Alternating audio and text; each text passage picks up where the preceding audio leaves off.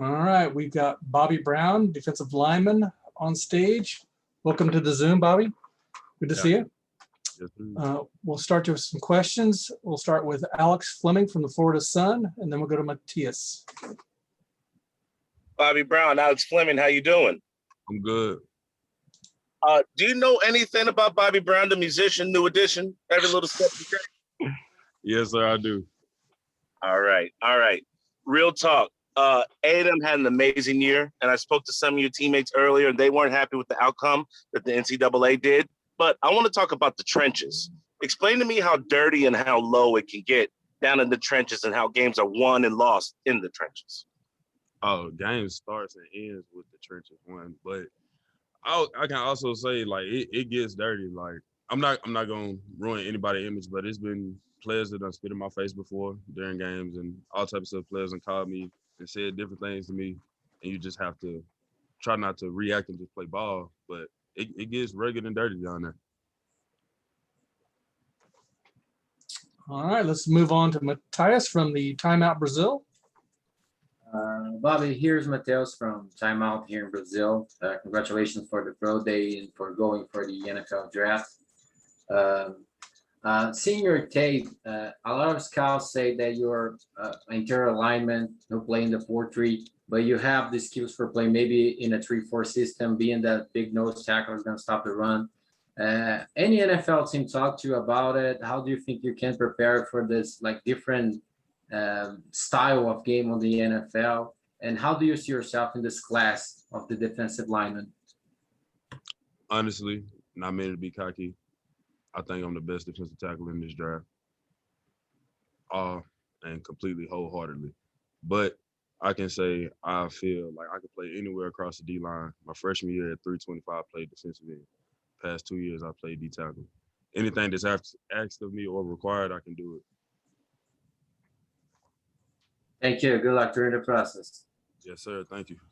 All right, let's go to Olin Buchanan from Texas, and then Gabe Bach.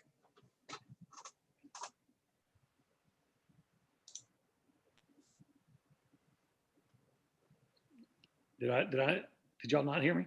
Could not hear you. Okay, let's try it again. Can you hear me now? We can. Bobby, how's your mama doing, first of all? She good. She right back there recording right now. All right, good.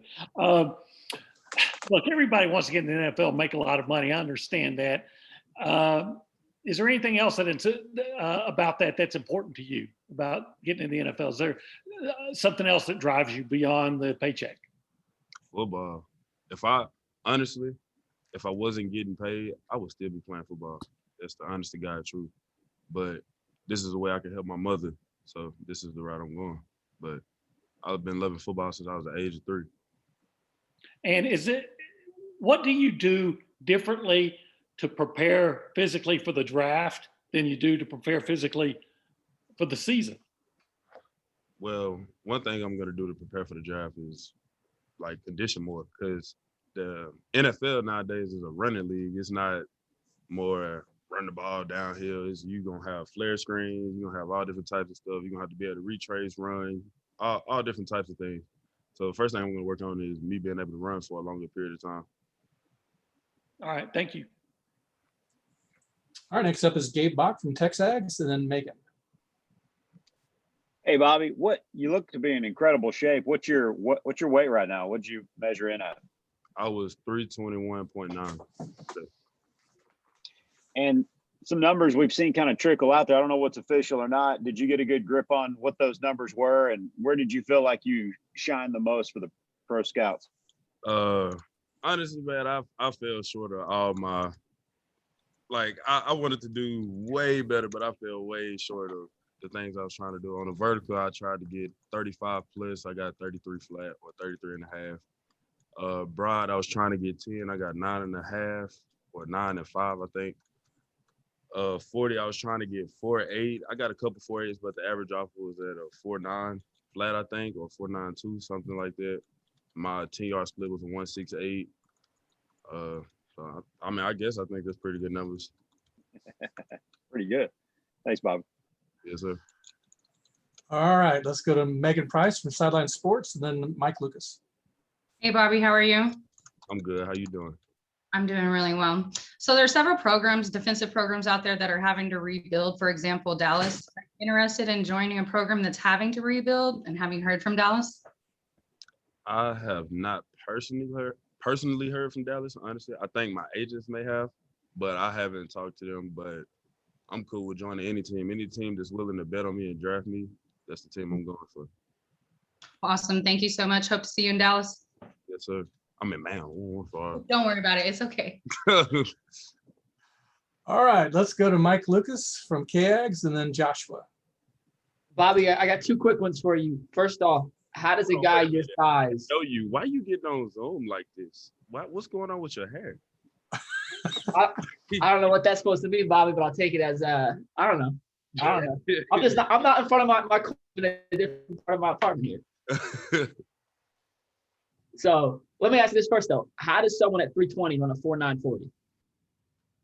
Well, I can't explain it really. It's natural in training. I just been busting. Like, I'm not gonna say that, but I've been working hard. I've been working really hard. I've been training for this day. I've been working for this day for 17 years. I've been playing contact football since I was 3, so I had to put everything I had into it. Hurt hamstring and all. And then secondly, do you look at mock drafts? Is that something you pay attention to at all? Yes, I look at all that disrespectful mock drafts. I do. And you take offense when people may undervalue you compared to what you value yourself?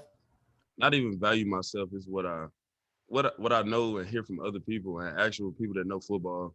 But I don't take offense to it or nothing. It just means I got to work harder. If they not seeing it, that's their perspective. So I need to change that and change the narrative. Awesome. Thanks, Bobby. Good luck moving forward, man. Yes, sir. All right, let's go to Joshua Allen with the Bucks Report and then Steven. Hey, Bobby, how are we doing today? I'm good. I just wanted to ask you, is there anyone that you kind of leaned on throughout this process, someone who's been through it before, throughout the pro day and the pre-draft process, kind of pick their brain on what to expect going forward? And have you had any communication with the Buccaneers? I know they need some young defensive tackle help. And your speed, whoo! Yes, sir. I've had communication with the Bucks, but my cousin, actually, my older cousin, is the starting tackle for the Cardinals, DJ Humphries. So that's who kind of I've been talking to, and also my father and Coach Elijah and Coach Price. Been leaning on them mainly through this process. But my older cousin definitely kind of told me how it was going to go and things to do and the routes to go. Do you remember who you spoke with the Buccaneers? Was it Casey Rogers, the defensive line coach, or was it just been like scouts and stuff?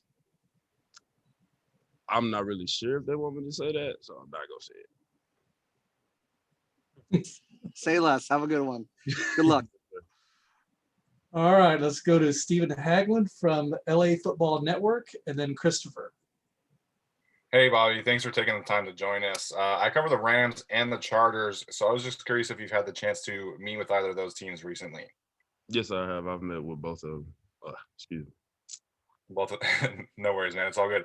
And then my second question, you talk about the mock drafts and things like that. It seems like the general consensus about this defensive tackle class is, there's really mixed reports of who they think the top dog is and who they think, the best players at that position are this class.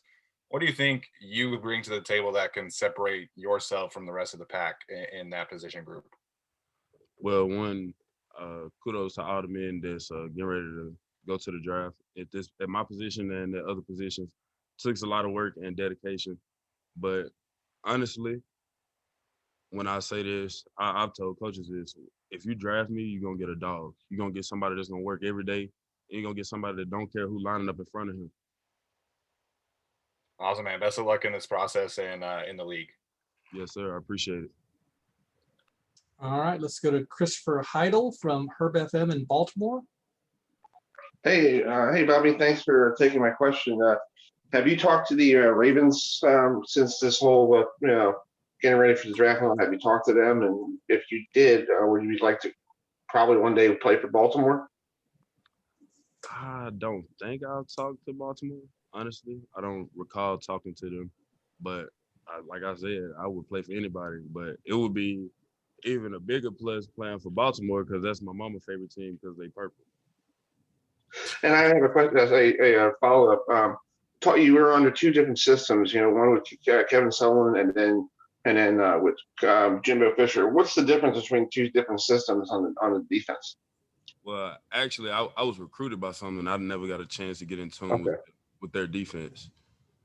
But I do remember like a little bit of the difference of like the defense that Coach Chavis had was like they was more like rush, like they're gonna get upfield and all of that. Like Coach Chavis is my guy, but like they could have had way better years with the talent they had and everything. But the defense with Coach Elko, the difference is we're a 4-2 defense. We're gonna stop the run first, and we're gonna make them play from behind. Then we're gonna rush the passer and shut all their momentum down. Thanks, man. Good luck. Yes, sir. I appreciate it. All right, appear we have some follow-up questions. So let's go to Olin Buchanan from Texas, and then Josh.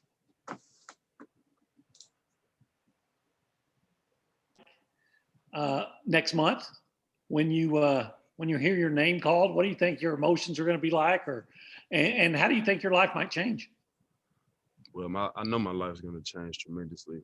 It is, regardless if I was undrafted and got to the NFL or if I was drafted in the first round. The NFL changes your life regardless, especially if you do what you will with the opportunity you're given. But I will say, I ain't gonna say it. I'm not gonna say it. I'm gonna leave it at that. I'm leaving it at that. Okay, that's good enough. Thank you very much. Yes, sir. All right, let's go to Joshua from the Bucks Report for a follow, and then Travis Brown for a follow. Yeah, Bobby, just wondering, like, you're gonna go into the league, but that's not a here nor there. What does DJ giving you for like an advice once you are drafted, and like what to do, your rookie year and financials and how to take care of your body, and because it's a different grind, and now you're coming into a season where they're going into 17 games instead of 16 games, and last year was completely up in the air with the COVID and everything like that. So coming off a season and where things were shortened and whatnot, what kind of advice has he given you about the next level? And Bradley, you've done a great job doing moderating this. Just want to give you a shout out too. Well, honestly, I haven't had a chance to talk to him about the ins and outs of the NFL. I've only been talking to him about the process getting to the NFL. But I will call him so I can I can answer your question a little later. I got you. Perfect. When you're on the Bucks, I'll ask you about it as a follow-up after you're drafted. I couldn't hear you. What did you say? I said when you're on the Bucks, I'll ask you as a follow-up once you're drafted the Buccaneers. I got you. All right, let's wrap it up with Travis Brown from the Eagle. Hey, Bobby, I appreciate you calling Mike out earlier. Just want to ask, what was it like getting to work out with Anthony, with Jamon, with guys like Nick Harvey coming back and getting to get one more time to work out with those guys as well? Man, honestly, before I talk about working out with them, it was just great to see my old teammates that I left here when I declared. Before I talk about the workout, like, man, the love they showed me when I came back, it really showed me that I made some impacts on people's lives while I was here, and that I made some honest to God like friendships probably for the rest of my life here. But being back and able to work out with my boy Ant, Jamon, Dan, Carson, like it was just I'm glad I was able to do it with them because I was relaxed and they was able to calm me down. Not only was my mom and dad was too, but like being with them because I don't went to war with these guys. I done bled with them, sweat with them, been in pain with them, cried with them. It made me so much more comfortable, and I was able to get close to the standards I set for myself. Appreciate it. Yes, sir. All right, that's all the question we have for you, Bobby. Thank you. All right, thank you. Y'all Good work. Thanks, Bobby. Shop with my mama. You feel me?